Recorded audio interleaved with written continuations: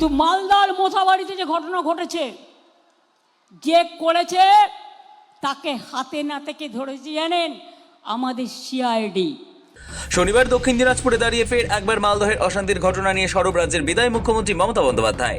তার দাবি, বিজেপি বাইরে থেকে লোক এনে বাংলায় অশান্তি তৈরির চেষ্টা করছে। মূল অভিযুক্ত পালানোর সময় রাজ্যের সিআইডি তাকে গ্রেফতার করেছে বলেও জানিয়েছেন তিনি। কিন্তু মালদার মোথাবাড়িতে যে ঘটনা ঘটেছে, যে করেছে তাকে হাতে নাতে কে ধরেছে জানেন? আমাদের সিআইডি, অর্থাৎ লোকাল পুলিশ নয়। বাগডোগরা দিয়ে পালাচ্ছিল, মুম্বাই থেকে এসছিল। মুম্বাই থেকে বিজেপি ধার করে ওই মিমকে নিয়ে এসছে।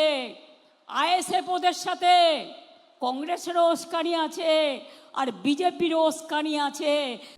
ভোটার তালিকা থেকে নাম বাদের প্রতিবাদে কার্যত নজিরবিহীন অশান্তির পরিবেশ তৈরি হয়েছিল মালদহের কালিয়াচকে। বুধবার রাতে এসআইআর এর কাজে যাওয়া জুডিশিয়াল অফিসারদের রাতভর আটকে রাখে উত্তেজিত জনতা। ভোটের মুখে এহেন অশান্তি বড় ধাক্কা নির্বাচন কমিশনের কাছে, কারণ এই মুহূর্তে রাজ্যের আইন শৃঙ্খলার ভার কমিশনের ওপর। তাই সুপ্রিম কোর্ট পুলিশ প্রশাসনের পাশাপাশি কমিশনকেও কাঠগড়ায় তোলে।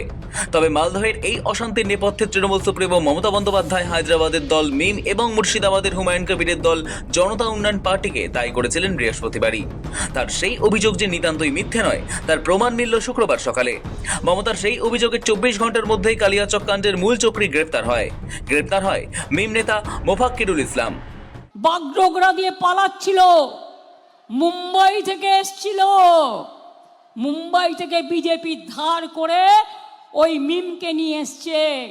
আইএসএফ ওদের সাথে, কংগ্রেসেরও উস্কানি আছে আর বিজেপিরও উস্কানি আছে। বিহারে এরা ভোট কেটে বিজেপিকে জিতিয়েছিল বিজেপির টাকায়। আর কালকেও যে দাঙ্গা করেছিল পরশুদিন, সেটাও এরাই করেছিল। এনআইএ কে খোঁচা দিয়ে মমতা বলেন, আসল কালপ্রিটকে গ্রেপ্তার করেছে রাজ্যের সিআইডি। এনআইএ এর আগে রাজ্যের গোয়েন্দা সংস্থা এই কাজ করে ফেলেছে। এখন রাজ্যের হাতে কিছুই নেই, তবুও রাজ্যের অফিসাররা দক্ষতার সঙ্গে কাজ করেছেন। পরিকল্পনা করে, পরিকল্পিত করে এনআইএ আসার আগে আমাদের সিআইডি, যেটা এখনো আমি দেখি সেই সিআইডি ইলেকশন কমিশনের আন্ডারে পড়ে না, সেই সিআইডি তাকে গ্রেপ্তার করেছে বাগডোগরা থেকে আসল কালপ্রিটকে। হরিরামপুরের সভা থেকে মুখ্যমন্ত্রী বোঝানোর চেষ্টা করেন তিনি এখন রাজ্যের আইন শৃঙ্খলা সামলাচ্ছেন, কিন্তু কমিশন সেটা করতে ব্যর্থ। মমতার অভিযোগ, রাজ্যের সব আধিকারিকদের বদলে দিয়েছে নির্বাচন কমিশন। আধিকারিকদের বদলে দিয়ে বাংলায় বিজেপিকে সাহায্য করছে তারা। এই সুযোগে সংখ্যালঘুদের খেপিয়ে দিয়ে তাদের উপর এনআইএ দিয়ে, সিবিআই দিয়ে, ইডি দিয়ে অত্যাচার করা। বাইরের আউটসাইডার গুজরাট থেকে আসছে বাসে করে, আমি ভয়েস রেকর্ড পেয়েছি।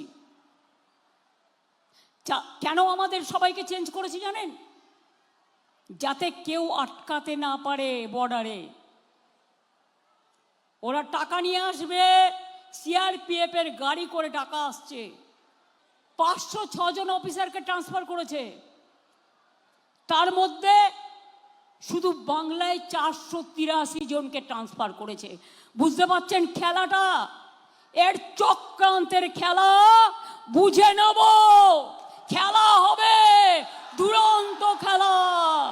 বাংলাকে টার্গেট করলে আমরা আগামী দিন দিল্লিকে টার্গেট করব। শুক্রবার ফের বাংলা ভাগের প্রসঙ্গ তুলে বিজেপিকে তোপ দাগেন মমতা। তিনি বলেন, বিহার আর বাংলার কয়েকটা এলাকাকে নিয়ে আলাদা রাজ্য করার পরিকল্পনা রয়েছে। ভোটের দিন কেন্দ্রীয় বাহিনীকে দিয়ে ভোটারদের আটকানো হতে পারে বলেও সতর্ক করেন মমতা। কেন্দ্রের স্বরাষ্ট্রমন্ত্রী অমিত শাহের বাংলায় থাকার মন্তব্যের প্রেক্ষিতে কটাক্ষ করেন তৃণমূল সুপ্রিমো। ও মোটা ভাই, যতই চক্রান্ত করো ভাই, জেনে রেখো তোমার মুখ দেখবে আর ভোট কাটবে, তোমার মুখ দেখবে আর ভোট কাটবে, তোমার মুখ দেখবে আর ভোট কাটবে। তত ভোট কাটবে। তোমার মুখের মধ্যে অত্যাচারের চিহ্ন, স্বৈরাচারের চিহ্ন, দাঙ্গার চিহ্ন। এখন থেকে ডিলিমিটেশন করছে, আবার বাংলাকে ভাঙবে, টুকরো টুকরো করবে। আপনাদের সবগুলোকে নিয়ে আর বিহারের কয়েকটা জেলা নিয়ে একদিন বেরিয়েছিল সোশ্যাল নেটওয়ার্কে, নতুন করে আর একটা রাজ্য করবে, বাংলাকে আবার ভাগ করতে চায়। তৃণমূল সুপ্রিমো বলেন, মালদায় যারা অশান্তি করেছিল, জুডিশিয়াল অফিসারদের আটকে রেখেছিল, সেটা খুবই অন্যায় হয়েছে।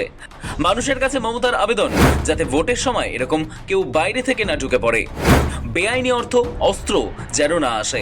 বাংলায় শান্তিপূর্ণ ভোটের পরিবেশকে অশান্ত করতে এসব ছক চলছে। বাইরে থেকে গুন্ডা পাঠিয়ে গুন্ডামি করেন, জাজেদেরও ছাড়েন না। আমরা নিন্দা করি এই ঘটনার। আমি এটা জানি অনেকের ভোট কেটেছে, তাদের দুঃখ আছে, আমি তাদের সাথে সহমত। আমি চাই তাদের নাম তুলুক। আমি নিজে তার জন্য জীবন পথ পরিশ্রম করে লড়াই করেছি।